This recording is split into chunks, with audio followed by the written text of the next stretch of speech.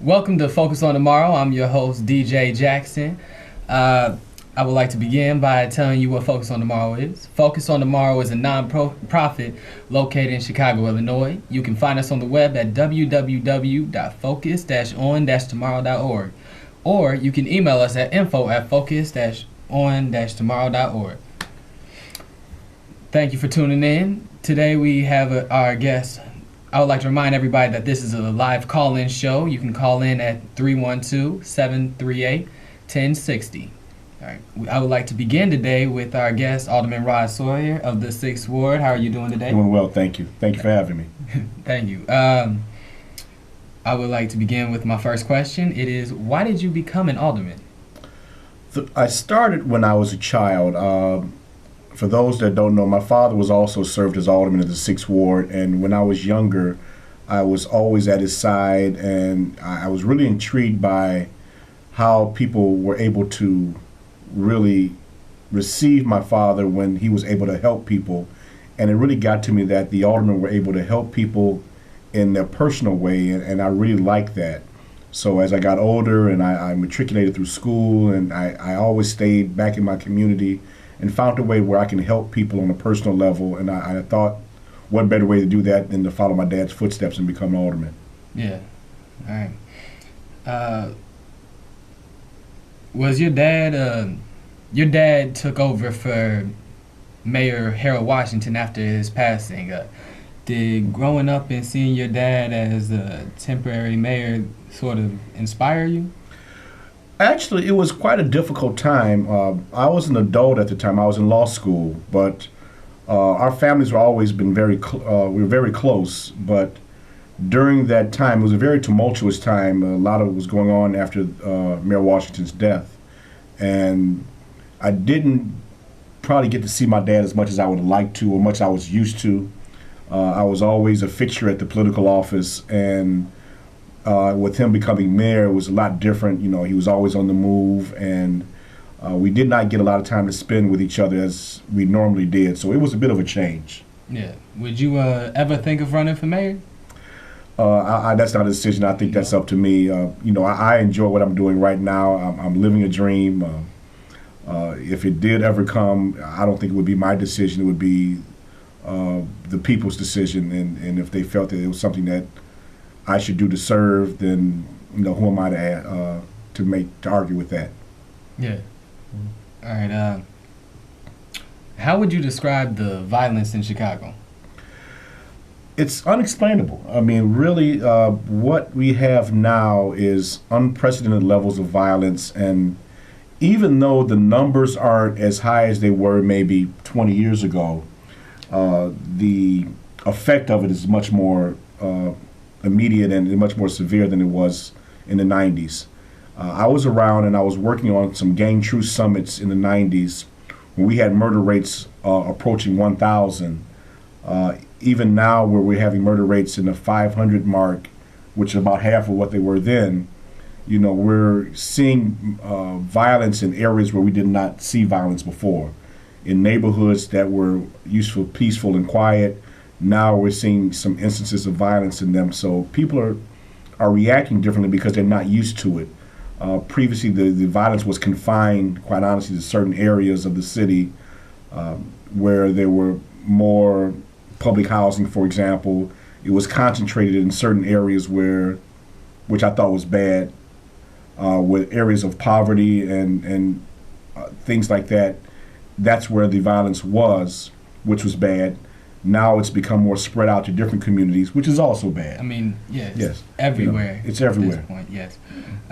In 2014, you had the idea of a city jobs program that would be routed through the aldermen's offices, and then from there you would give the jobs out as the alderman. Well, yes. A couple of years ago, someone had asked me about what we can do to help, combat violence and to provide some opportunities for youth, and I suggested that all 50 aldermen have issues as it relates to cleanup in the wards, particularly vacant lots in the wards. So my proposal was to allow the aldermen to have some discretionary picks for youth in the neighborhood And I suggested that the aldermen make the picks because the aldermen are the front line as far as elected officials go. They're the ones that have direct contact with the citizens. So I would suggest that the aldermen do it because they would know who to deal with, and who were the youth that may be on the bubble, on the verge of maybe doing something antisocial or not. So if we were allowed to go into communities and pick up youth that may have been troubled or have some questionable decision-making abilities, we can get them before they get into some real trouble, provide an opportunity for jobs, show them real work ethic, and get them some money in their pockets. I was immediately ridiculed about it, saying that I wanted some new patronage army, but here we are 2 years later, and I just met the youth that are cleaning up in my ward right now. We didn't pick them, and they're from all over the city. I had one gentleman that was from the 6th Ward that I met yesterday that came in our cleaning crew. But now they're doing exactly that. They got crews of 10 going around cleaning up lots throughout the city in different wards, and it is a benefit. We get our lots cleaned up. We get youth an opportunity to learn about work ethic and working and getting them paid. And I'm sure at the end of the day, they will be tired and going home to go to sleep. All right. Do you believe that instead of finding people from all across Chicago, if they had actually gone to the alderman itself, there would be a bigger impact in how the youth are being treated with jobs and, lowering crime? I felt that it could have been a slightly more impactful statement if we were allowed to get youth from our community to clean up their own community. I think it's important that they learn, that when you throw something on the ground, somebody has to pick that up. It doesn't just magically disappear or it takes care of itself.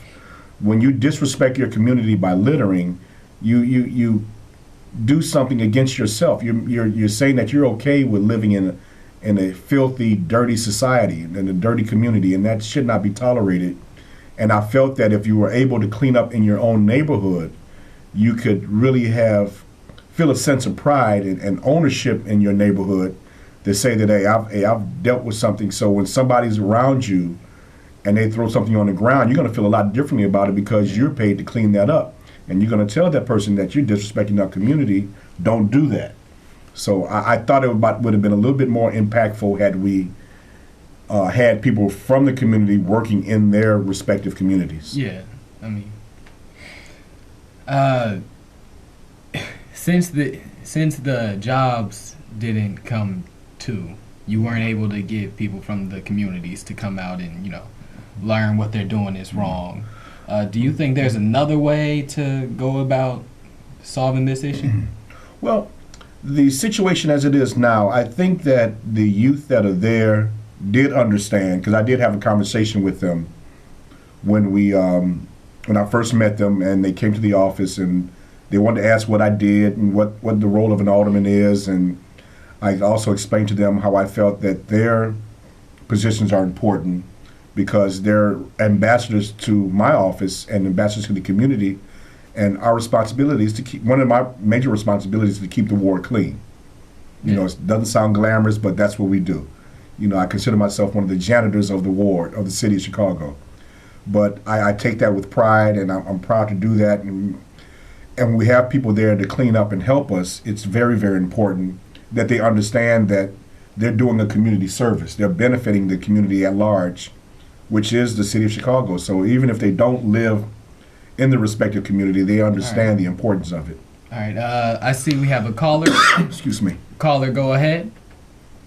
Good evening, gentlemen. I was listening to what you people were saying, and a lot of times when I be out and about, say if I have a can or something, I hold that in my hand till I pass by a garbage can. Unfortunately, in some neighborhoods, they don't have enough bins they could throw in. And when you look at some of these mothers are the first teachers for a lot of children. And it's just like, it's hard to explain. Some of them got that thuggish or gangster type of attitude, and they don't care about maintaining where they live at. You got animals that won't take a dump where they sleep at, but yet these mothers, They teach their children how to be so thuggish and don't care about a neighborhood and go about the business of tearing things up instead of trying to maintain it. Don't try to make it no worse at all. They don't care because that seems so hip, that's so cool to tear up something. It's always easy to tear things up than to build. That's where it always has been. That's a good point of how people are actually being treated at their houses and told how to do things that are wrong. Yeah, the caller is absolutely correct. Parents are the first teachers that children have. And I've noticed this. I noticed the other day, I was driving down the street. I was sitting at a stoplight, and I'm watching a mother on her cell phone waiting at the bus stop. And the children were playing, just talking with, playing with each other. And one of them had a bag of chips they were finishing. And the child immediately proceeded to ball the bag up, throw the bag onto a vacant lot behind them when there was a garbage can right in front of them, literally inches away from where they were standing. But yet the mother was oblivious. She was on the phone. She did not do anything to correct that child, to say that it's not okay to throw litter on the ground. Here's a garbage can right in front of you, use it. But you're right. If we don't take responsibility for ourselves, we're lost as a community. I got a call today, for example. A lady has suggested to me at my office and stated to one of my the assistants at the office that I get people to clean up in front of other people's houses. I thought that was the most ridiculous statement that someone could make to me. I mean, if we cannot take care of the 25 feet in front of our respective houses, it doesn't cost anything. It's free. You don't have to pay to clean up. Nor should I have to use our resources to clean up in front of this person's house because it has trash in front of it. We need to be responsible for our own, and it would make my job a whole lot easier and much more effective. I can really get the areas that really need attention as opposed to focusing on things that people can do on their own. Yeah. It's also sends the message of, people will always clean up after you if, you have people going in front of their houses and cleaning up. Yeah, I have a statement for that. I don't know if I can say it on TV, but maybe I can. It's like, you have somebody that can wipe your behind for you. If you think somebody's going to do it, you'll let them keep doing it, because that's just the epitome of being lazy. But I believe that if we take it upon ourselves to make an effort to clean up in front of our respective properties, whether it's residential, commercial, if you own it, that 25 feet is yours. You take care of it, you clean up in front of it, you maintain it, then everything looks a lot better once everybody takes personal responsibility to do their fair share. Yeah, all right. Speaking of this topic of, people, all right, we have a caller. Caller, go ahead. I just had to mention this as well. You have people out here, I'm trying to keep it delicate as possible. You have people out here, when it comes to taking care of their biological needs, they don't care, they won't take the time to find a restroom. And I know things is hard out here in the street sometimes because places like McDonald's and other places don't really want you. Let me hit you something. Those places, you can use the restroom. You don't have to buy them because Pat Quinn, when he was the governor, he did sign this law in effect saying that they cannot tell you can't use the restroom unless you buy something. Because that's against the law now, and it has been that way. And a lot of times, people don't care. They do their business right out there in the street, especially we be on those L platforms. I can't understand. Why would they wait to get on the elevator and do their business inside that car? I don't understand it. And sometimes it may be a restroom a matter of a few feet away. Well said. I can't say anything about that. Well, that was a good point.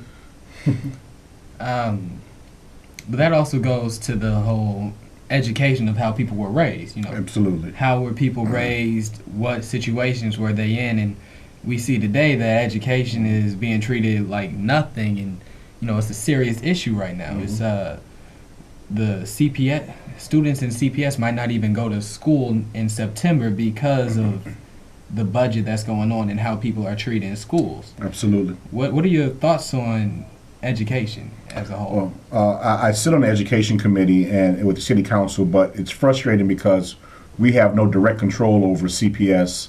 So it is something that we need to address because what you stated is very real.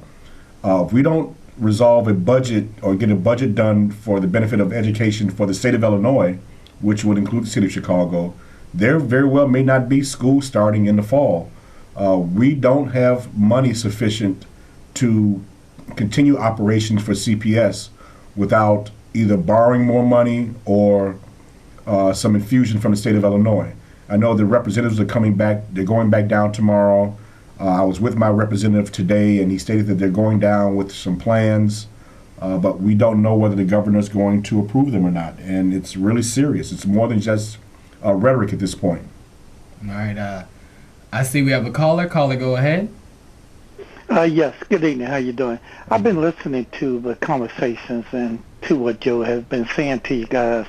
But listen, every ward office have brooms, rakes, garbage bags. They will give you gloves. They will give you form a block club.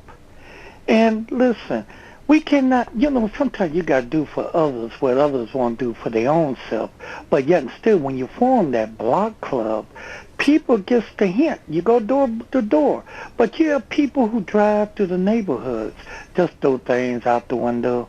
They park, they come to visit somebody, and they dump their mess right out there in the street. But once a week, we clean our block up. We try to keep the block nice. If you're elderly, you're not able to do certain things, people cut your lawn and help out. But see, that's the problem. People don't want to help. If you lay around and you just only cutting your grass, cleaning out in front of your house, and thinking that you're doing something, you need to open your eyes and look around. Everybody else, you sticking out like a sore thumb. So what the thing is to try to do is to get others to do the same thing. You just can't sit up in front of your house and just say how mine's looking and don't say nothing to no one else. Form a block club, form a committee, and you go door to door, and you get help. That way, if you don't have a lawnmower, we will cut it. But in return, you get out, help sweep, you help do something. That's the only way to keep the block clubs of your areas clean. Try to keep it clean. But like you say, so many people don't care what you do. They want you to do for others. It's always people that don't want to do anything. They always want others to do for them.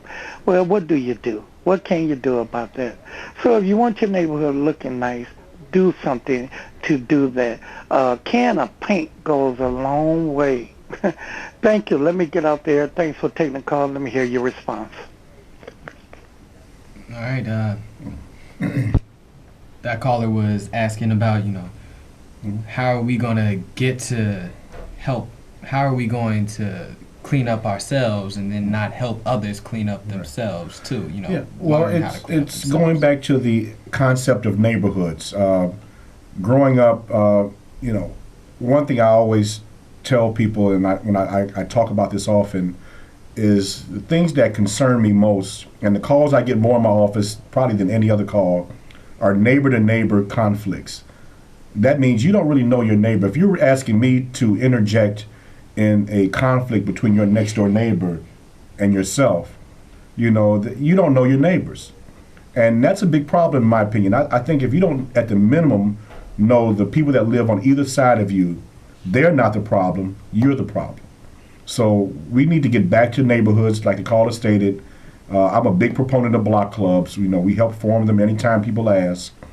And we get a lot of pushback. People don't want to. They don't want to. Sometimes they don't want to get involved. They don't want to knock on a door and ask who the neighbors are. And that's, again, going toward the root of the problem. We don't know the people that live on our block. And if you don't know them, why do they care if they're going to rob you or not? Because you don't know them.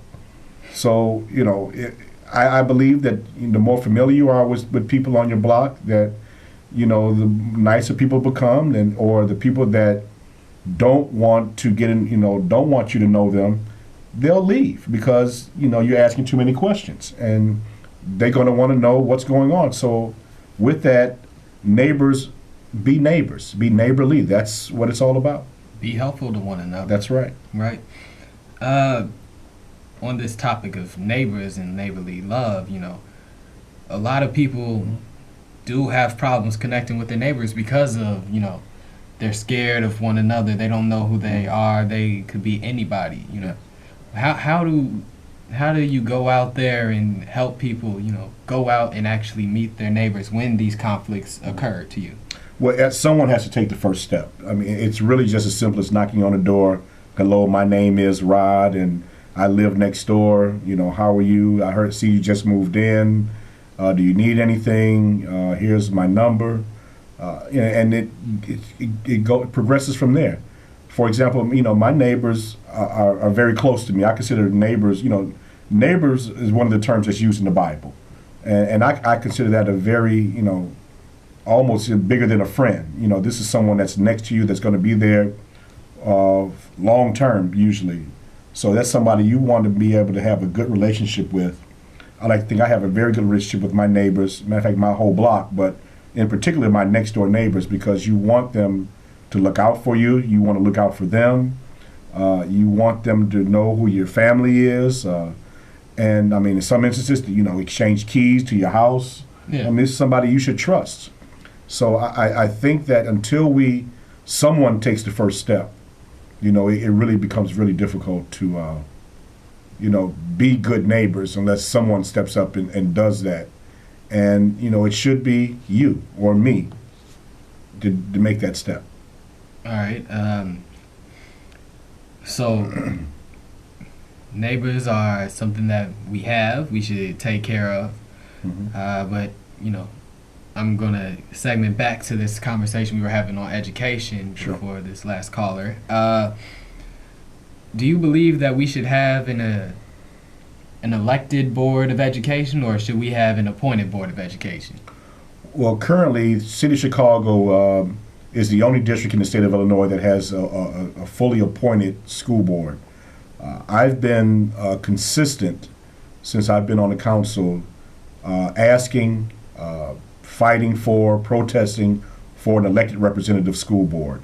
I believe that it's something that is just fair, although I will caution people that, once we get, if and when we get an elected school board, we're injecting another level of politics into the school system. That means you have to be well organized to get the people that you want on the board, because other people are going to also be well organized and well funded to put the people that they want on their school board. So although, it's interesting when people ask for that, and I've been a supporter and I'm continue to be a supporter of it, be careful about what you ask for, because you just very well may get it. And, you're injecting another level of politics. That means there's going to be more money in school board elections. You're going to be out, make sure that you're well organized and getting those that truly care about school reform and highly efficient and highly trained school operators, so that we have students that will learn well and be the ones that are leaders of tomorrow, like you and others that really benefit from the school system. You want to make sure that we get quality schools so we can have quality students. All right. If this elected school board comes with so many flaws and the appointed school board is filled with flaws currently, what would be another alternative to the two? Well, I mean, it's going to be one or the other. The alternative may be some sort of hybrid, where the mayor, for example, picks certain members of the school board, and the remaining members are elected either at large or in districts, however they decide to do it. But again, this is going to be part of a longer conversation. I believe we're going to get to some sort of elected school board. It may be the hybrid I just discussed, but there is going to be something done. I believe in the House, it was a vote overwhelmingly supporting the elected representative school board for the city of Chicago. The State House? The State House. Yeah, right. It's been stalled in the state Senate right now. It has not come up for a vote yet. So, but I believe that those of good nature and those that are concerned, they should call their state senators to let them know that they want an elected representative school board for the District of Chicago. And I think it will be important, and it's going to be up to us to make sure that we get it so we can get it done right. All right. Any last thoughts on any of the topics we just discussed? Well, basically, I'm just happy. Again, thank you for allowing me an opportunity to come here. These are all important topics. Education is something extremely important to, the city of Chicago that we, since there's been such inadequacies in the past about our funding, we need to get that right. We need to be adequately funded so the schools on the north side of Chicago are just as the same as schools on the south and west side of Chicago.